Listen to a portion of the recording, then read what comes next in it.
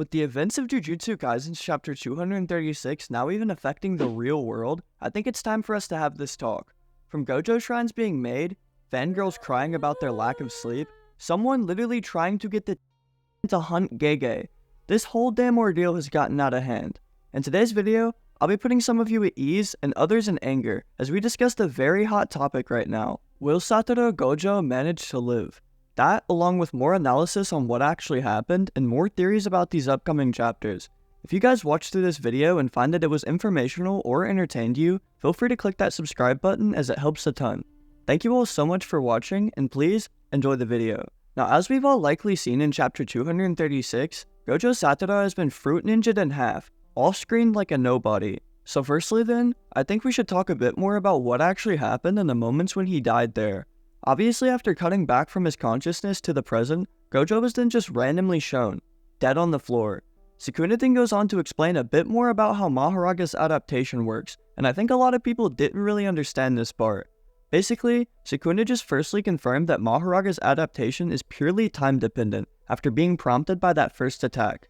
It could also have that adaptation speed accelerated if it does receive another attack, identical to the one that started it. The big thing is though, that after Mahoraga adapts to any cursed technique, it doesn't just stop there. It continues to adapt even further.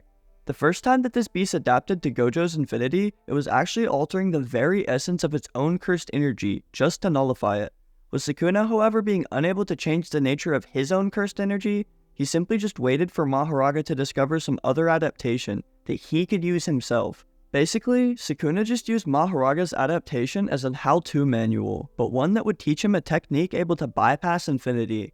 This came in the form of Mahoraga's second adaptation, which allowed him, and now Sukuna, to extend a curse technique's intended target.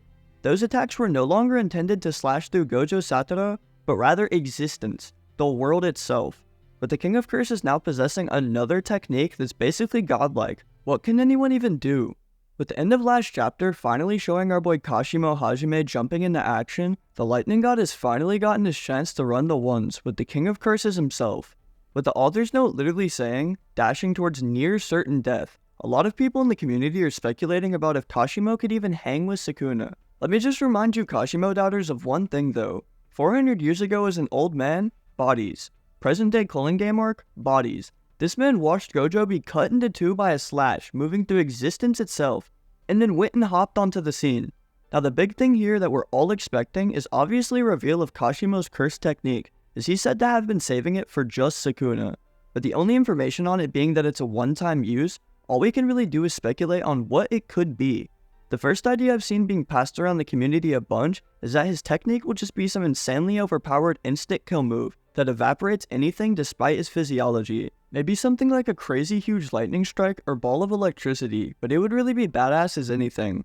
While I think that this would be an alright thing with some possibly cool panels, Kashimo is obviously not going to kill Sukuna, so I don't think that it'll be that.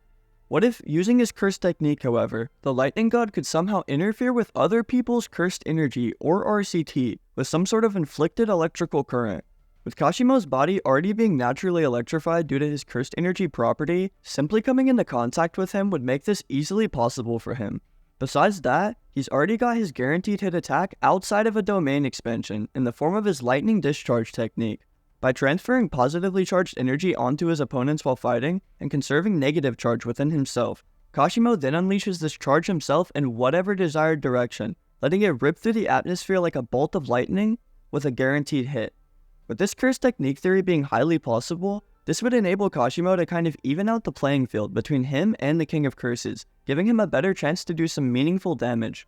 Sukuna himself is also theorized to have some sort of lightning technique still hidden, so this fight could serve to maybe show us two new techniques for just one. With all that talk now out of the way, the obvious big question for this upcoming chapter: will Gojo actually survive? Now go ahead and spam copium all you want in the comment section, but I'm just here to theorize no matter the character. I'm only a messenger. With a lot of people pointing out a few different possible hints that point towards Gojo surviving, I figured I'd compile them all into this section of the video while also sharing my personal opinions. First up is the obvious fact that Sukuna did not learn from the mistakes of either Toji nor Thanos. You always cut off the head of insanely strong people. Not only was this the exact reason stated to why Toji lost his fight, It's been explicitly stated that the easiest way to kill a high-ranking RCT user is to obliterate their head and brain. Known to be one of the only and greatest RCT users, Gojo has already been constantly running this for like 10 years straight, and also has healed every injury sustained this fight so far. Now I understand that being cut in half may be a bit different from some bodily slashes, but just hear me out. We've literally seen Yuki be in the same scenario with her whole lower half disconnected, and it worked out fine for her. Also, after landing consecutive black flashes on Sukuna just one chapter ago back in 235, Kusakabe clearly stated that Gojo has now regained full output for his reverse curse technique. Now maybe we could point to this being intentional misdirection from the author, as pretty much all of last chapter was, but we're delusional here. Why would this even be mentioned if he wouldn't get the chance to use it again? With Gojo also smiling after still being cut in half in response to Sukuna's praise, people are also using this as heavy reasoning as to why he'll live.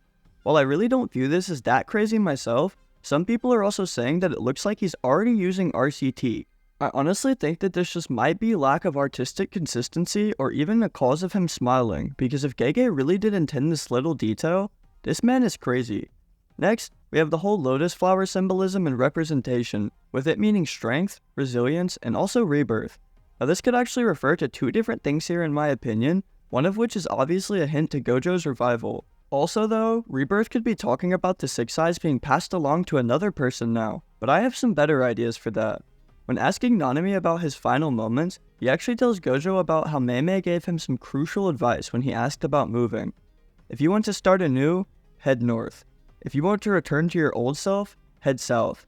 With Gojo being heavily connected to Buddha as well, this then presents some interesting comparisons to show his potential revival. According to the legends about Buddha's birth, he began to walk 7 steps forward towards the north, making lotus flowers appear at the ground beneath him.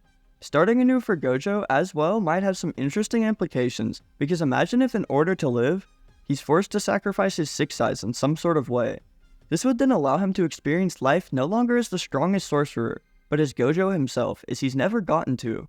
Also allowing him to continue being a mentor for Yuji, Yuta, and everyone else, I still believe his intelligence would be very useful for them during this upcoming merger. We could also just truly be smoking on that Gojo pack, and these theories could mean absolutely nothing. But what's the fun in that, everyone? Make sure to let me know your thoughts on all of this down in the comments, because I had a ton of fun thinking about the next chapter. If you wonderful people watched through this video and enjoyed what you saw, please feel free to subscribe to the channel, comment down your opinion, or even join the community Discord if that interests you. I plan to continue making weekly overviews for JJK as well as more theory videos like this one, so make sure that you keep a close eye on what I stay posting. I hope you all have an amazing day, stay in good health, and thank you all so much for watching.